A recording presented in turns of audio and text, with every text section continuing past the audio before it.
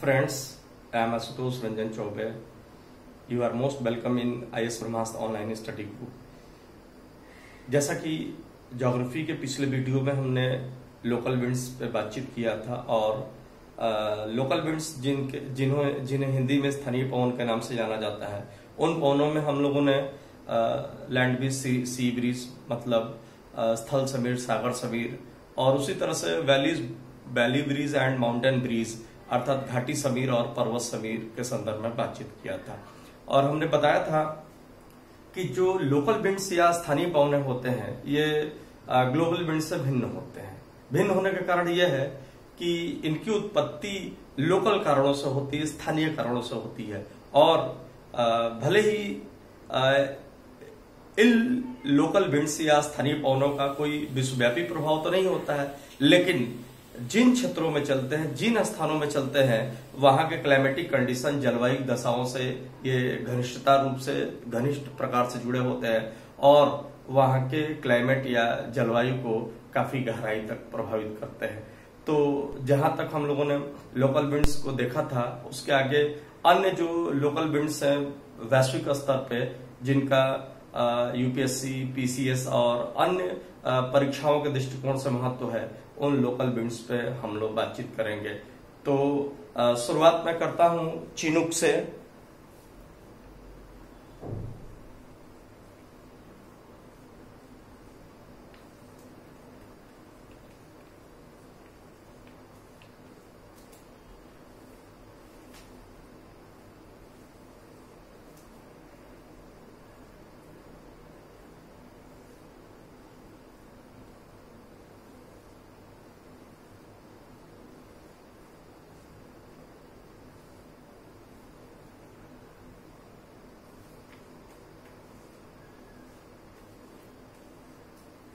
तो सबसे पहले मैंने एक मानचित्र बनाया ताकि जो स्थानीय पवन हैं उनको मानचित्र में लोकेट किया जा सके, क्योंकि जो लोकल विंड्स या स्थानीय पवन होते हैं उनके संदर्भ में ये पूछे जाने का पैटर्न है कि ये कोल्ड विंड है या हॉट विंड है, अर्थात गर्म पवन है कि ठंडी पवन है, और साथ ही साथ ये किस देश को और किस क्षेत्र को प्रभावित करती है। इसके अलावा उनसे जुड़ी हुई और भी विशेषताएं होती हैं, उसके संदर्भ में भी प्रश्न आने की संभावना रहती है। तो शुरुआत हम करेंगे चिनूक। तो चिनूक भी एक लोकल विंड है जो बेसिकली उत्तरी अमेरिका मतलब संयुक्त राज्य अमेरिका के मैदानी क्षेत्रों को प्रभावित करती है और ये रॉकी पर्वत का क्षेत्र है और रॉकी पर्वत के पश्चिमी ढलानों से ये चढ़ के और संयुक्त राज्य अमेरिका के मैदानों में पहुंचती है।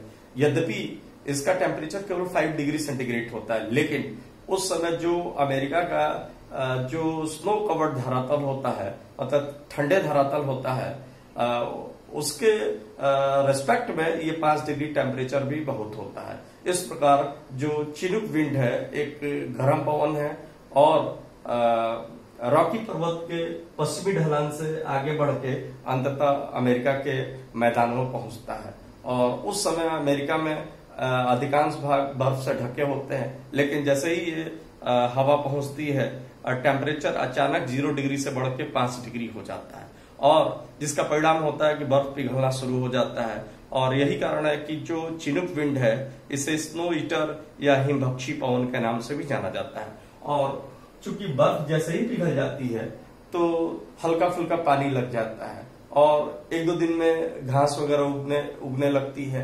इसके अलावा जो पेड़ों में जो फल वगैरह लगे रहते हैं वो पकना शुरू कर देते हैं और पूरा का पूरा जो वातावरण होता है बिल्कुल आनंददायक हो जाता है चिनूक की वजह से। तो चिनूक एक गर्म पवन है और ये संयुक्त राज्य अमेरिका के मैदानी भागों को प्रभावित करती है और इसे स्नो ईटर के नाम से जाना जाता है। तो जैसे चिनूक विंड है उसी प्रकार फॉन विंड भी होता है और इसकी विशेषताएं, फॉन विंड की भी विशेषताएं ठीक उसी प्रकार से होती है जैसे कि चिनूक विंड की होती है। अंतर यही है कि चिनूक पवन रॉकी पर्वत से उतर के अमेरिका के मैदानों को प्रभावित करती है, उसी प्रकार जो फॉन पवन है ये आल्प्स पर्वत से उतर के और स्विट्जरलैंड को प्रभावित करता है। और जो विशेषताएं, कैरेक्टरिस्टिक्स जो चिनूक पवन की होती है, वो सारे की सारे कैरेक्टरिस्टिक्स फान पवन की भी होती है। इसका मतलब है कि जैसे चिनूक एक हॉट एंड ड्राई विंड है, उसी प्रकार से जो फान है ये भी एक हॉट एंड ड्राई विंड है। तो आपको ध्यान रखना है कि जो फान पवन है इसकी विशेषताएं बिल्कुल चिनूक से मिलती जुलती है। एक हॉट एंड ड्राई विंड है, गर्म और शुष्क पवन है, और यह स्विट्जरलैंड के मैदानी भागों को प्रभावित करता है। और जो सिचुएशन, परिस्थितियां चिनूक संयुक्त राज्य अमेरिका के मैदानी भागों में उत्पन्न करता है, ठीक वही परिस्थितियां फान स्विट्जरलैंड के मैदानी भागों में उत्पन्न करता है। अगला जो टॉपिक में जो स्थानीय पवन के बारे में हम लोग देखेंगे, ये खमसीन है। खमसीन जो पवन है इसकी उत्पत्ति मिस्र में होती है, इजिप्ट में होती है, अफ्रीका के नॉर्थ ईस्टर्न पार्ट में इसकी उत्पत्ति होती है खमसीन की। और काफी हॉट विंड होती है, काफी गर्म पवन होती है, और इसका टेम्परेचर 45-50 डिग्री सेंटीग्रेड होता है, और काफी ड्राई भी होती है, मतलब बिल्कुल झुलसाने वाली पवन होती है, जो मिस्र में अर्थात सहारा डिजर्ट के बिल्कुल नॉर्थ ईस्टर्न पार्ट, उत्तरी पूर्वी भाग में उत्पन्न होती है। और उत्पत्ति के बाद जो खमसीन पवन है, जिसकी उत्पत्ति मिस्र में होती है, उत्पत्ति के बाद ये विभिन्न दिशाओं में मूव करती, आगे बढ़ती है, और जहां कहीं भी जाती है वहां टेम्परेचर को बढ़ा देती है, और साथ ही साथ अपने ड्राई नेचर की वजह से वहां के अमाउंट ऑफ ह्यूमिडिटी, मतलब आर्द्रता की मात्रा को घटा देती है, और जहां कहीं भी पहुंचती है वहां अलग अलग लोकल नाम से जानते हैं। तो खमसीन की एक शाखा लीबिया में पहुंचती है, और खमसीन की जो शाखा लीबिया में पहुंचती है उस शाखा को हम गिबली के नाम से जानते हैं। तो जाहिर सी बात है कि गिबली भी वास्तव में खमसीन का ही एक विस्तार है जो लीबिया में पहुंचता है। इसके अलावा खमसीन की एक शाखा ट्यूनिसिया में पहुंचती है, और ट्यूनिसिया में जो खमसीन की शाखा पहुंचती है उसको चिली के नाम से जाना जाता है। इसी प्रकार खमसीन की एक शाखा नॉर्थ की तरफ मूव करती है, और यहाँ पे अफ्रीका और यूरोप के बीच मेडिटेरियन सी, भूमध्य सागर की अवस्थिति है, और ये हवा भूमध्य सागर के ऊपर से होके आगे बढ़ती है, जो खमसीन की ही ब्रांच है, और जब इटली में पहुंचती है तब इसको सिराको के नाम से जाना जाता है। और चूंकि मेडिटेरियन सी के ऊपर एक लंबी दूरी तय करती है, और हॉट एंड ड्राई विंड होती है, जिसका परिणाम है कि मेडिटेरियन सी के ऊपर से गुजरने के दौरान यह ह्यूमिडिटी एब्जॉर्ब कर लेती है, और जब ये इटली में पहुंचती है तो फिर वर्षा का कारण बनती है।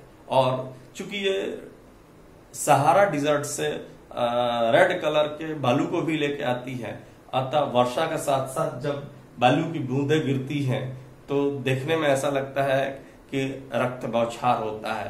तो फिर सिराको की वजह से इटली में रक्त बौछार होता है, जिसे ब्लड रेन के नाम से जाना जाता है। और इस जो ब्लड रेन या रक्त बौछार है वो यहाँ की फसलों को काफी नुकसान पहुंचाता है, खासतौर पे अंगूर और अन्य फसलों को ये काफी नुकसान पहुंचाता है।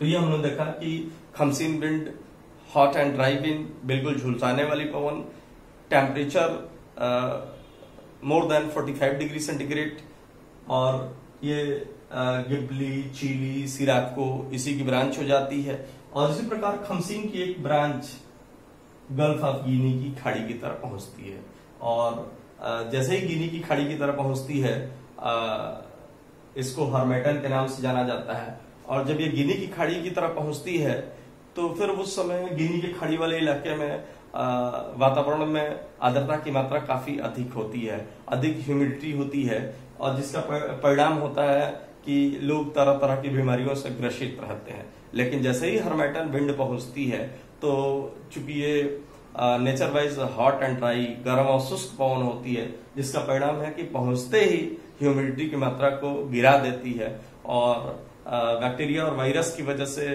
जो लोग तरह तरह की बीमारियों से ग्रसित रहते हैं वो ठीक हो जाता है। यही कारण है कि जो गल्फ ऑफ गिनी की खाड़ी के आसपास के जो देश हैं, खमसीन पवन के इस ब्रांच को, जिसको हार्मेटन के नाम से जाना जाता है, इसे वो डॉक्टर पवन के नाम से जानते हैं। तो इस तरह से खमसीन एक गर्म पवन हो गई। अगला जो पॉइंट होगा, हम लोग ब्लिजर्ड के बारे में देखेंगे। ब्लिजर्ड के बारे में बता दें कि एक काफी ठंडी पवन होती है और उत्तरी ध्रुवों से चलने का काम करती है। मतलब एक तरह से पोलर विंड है, ध्रुवीय पवन है, और जो उत्तरी ध्रुव से यूरेशिया की तरफ और नॉर्थ अमेरिका की तरफ पहुंचती है। तो जाहिर सी बात है कि पोलर विंड है, ध्रुवीय पवन है, तो ठंडी नेचर की होती है ब्लिजर्ड पवन। और ध्रुवों से चल के ये यूरेशियाई क्षेत्र में, नॉर्वे, स्वीडन, फिनलैंड वाले क्षेत्र में इधर, और पूरा का पूरा इधर उत्तरी अमेरिका के उत्तरी द्वीप, कनाडा और संयुक्त राज्य अमेरिका के उत्तरी भाग तक पहुंच जाता है। तो इसी ध्रुवीय ठंडी पवन को ब्लिजर्ड के नाम से जाना जाता है।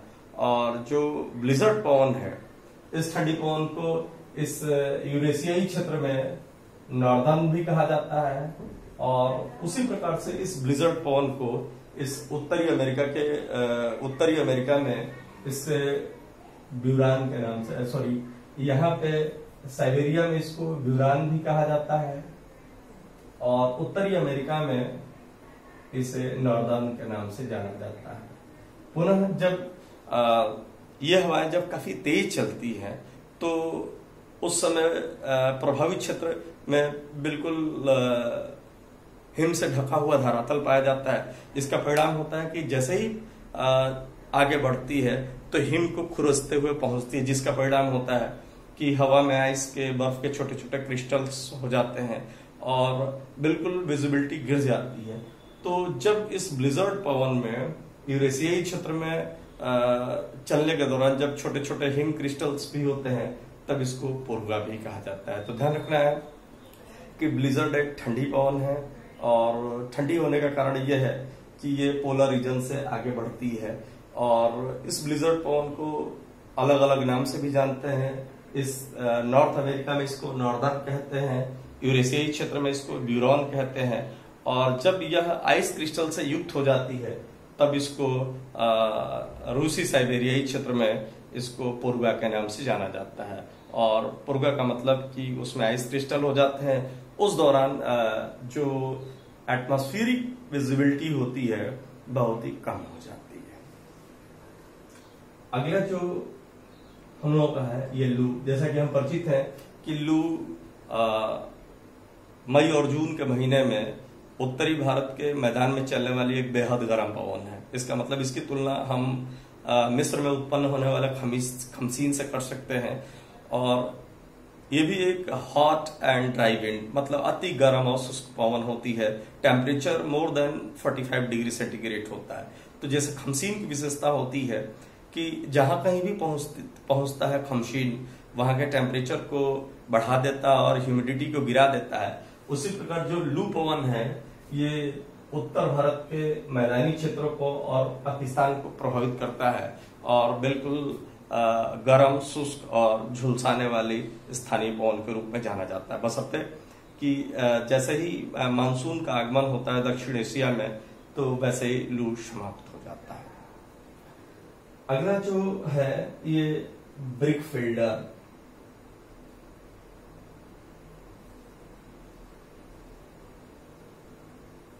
ब्रिकफिल्डर भी एक स्थानीय प्रकार की पवन है जो ऑस्ट्रेलिया में चलती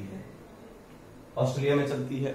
और यदि इसकी विशेषताओं की तुलना करें तो इसकी विशेषताएं उसी प्रकार से होती है जैसे उत्तर के विशाल मैदान में चलने वाली जैसे लू लोकल विंड है, जैसे खमसीन गर्म पवन है, उसी प्रकार से ऑस्ट्रेलिया के मरुस्थलीय क्षेत्रों में गर्मी के दिनों में जो चलने वाली बिल्कुल हॉट एंड ड्राई विंड होती है, तो उसे ब्रिकफिल्डर कहते हैं। तो ब्रिकफिल्डर की वो सारी विशेषताएं उसमें निहित, ब्रिकफिल्डर में वो सारी विशेषताएं निहित होती हैं जो लू में निहित होती हैं, जो खमसीन में निहित होती है। और जैसा कि नाम से ही पता चल रहा है कि ब्रिकफिल्डर का मतलब कि एक ऐसी हवा जो पूरे इलाके को ईंट का भट्ठा बनाती है। इसका मतलब जहां कहीं भी पहुंचती है वहां के टेम्परेचर को बढ़ा के मोर देन 45 डिग्री सेंटीग्रेड कर देती है, और इसी के कारण इसका नाम भी ब्रिकफिल्टर पड़ा है।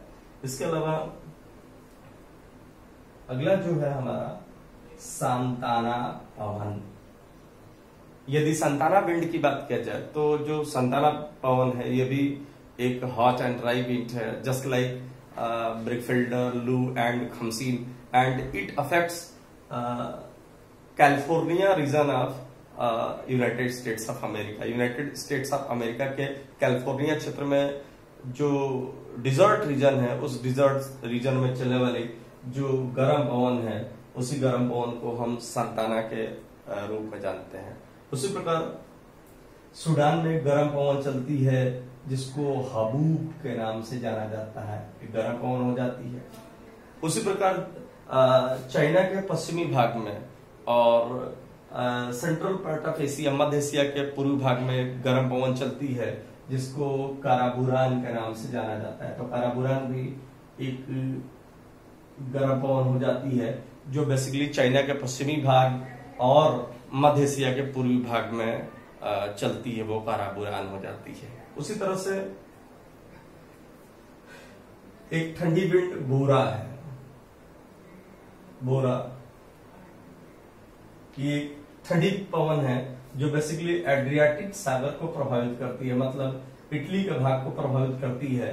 मतलब एड्रियाटिक सागर के तट के सहारे जो ठंडी पवन चलती है उसे बोरा के नाम से जाना जाता है। और वास्तव में बोरा की बात किया जाए तो बोरा एक पोलर विंड है, ध्रुवीय पवन है जो ध्रुवों से चल के आती है, जिसका परिणाम है कि ठंडी पवन होती है और जहां कहीं भी पहुंचती है वहां पे एक कोल्ड वेव्स, एक शीत लहरी उत्पन्न कर देती है और टेम्परेचर को 0 डिग्री से कम बना देती है। उसी प्रकार जैसे बोरा है, उसी तरह से फ्रांस में जो रोन रिवर है, उसी रोन रिवर के घाटी के सहारे बिल्कुल बोरा की तरह ये ठंडी पवन चलती है जिसको मिस्ट्रल के नाम से जाना जाता है। मिस्ट्रल के नाम से जाना जाता है। और ठीक उसी प्रकार जैसे कि बोरा बिल्कुल एक तरह से पोलर विंड का ही विस्तार है, जिसका रिजल्ट ये होता है कि ठंडी पवन है और जहां कहीं भी पहुंचती है टेम्परेचर को गिरा देती है 0 डिग्री से कम। उसी तरह से मिस्ट्रल फ्रांस के रोन नदी के सहारे पाई जाती है। तो आपको ध्यान रखना, मिस्ट्रल एक ठंडी पवन है और ये फ्रांस के रोन घाटी क्षेत्र से होके प्रवाहित होती है और ये वैसा ही प्रभाव उत्पन्न करती है जैसे कि बोरा एड्रियाटिक सी के सहारे प्रभावित करता है, उसी प्रकार से ये रोन घाटी क्षेत्र के सहारे प्रभावित करता है। उसी प्रकार से एक स्थानीय पवन पैम्पेरो। पैम्पेरो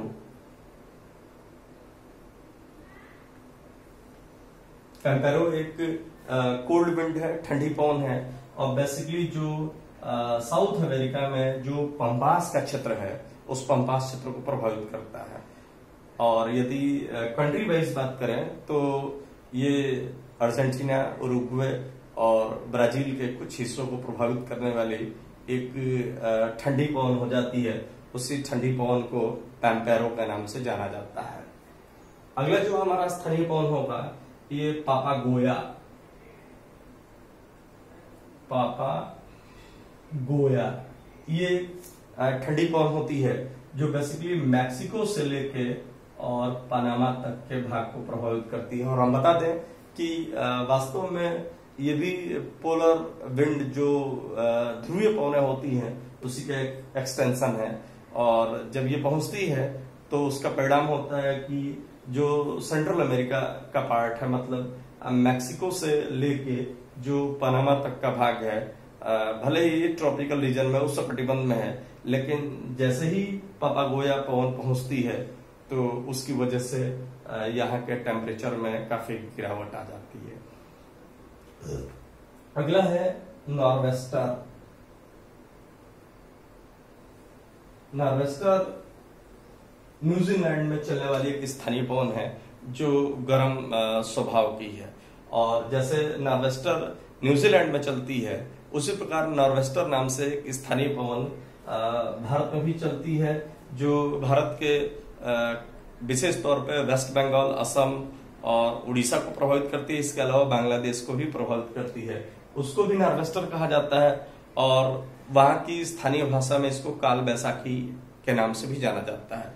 और ये जो भारत और बांग्लादेश में चलने वाले जो नार्वेस्टर या काल बैसाखी है, बेसिकली उसकी वजह से काफी तेज तेज हवाएं चलती हैं और उसकी उत्पत्ति का कारण ये होता है कि जो समुद्र से आने वाली जो कोल्ड विंड, ठंडी पवन है, ये उस समय महाद्वीपों से आने वाली गर्म हवाओं से मिलती है, जिसका परिणाम है कि नार्वेस्टर या काल बैसाखी पवन उत्पन्न होती है। तो ध्यान रखना है कि जो नार्वेस्टर विंड है, ये 2 स्थानों पर नार्वेस्टर के नाम से स्थानीय पवन चलती है। एक तो न्यूजीलैंड में चलती है और दूसरा भारत के पूर्वी भाग और बांग्लादेश में।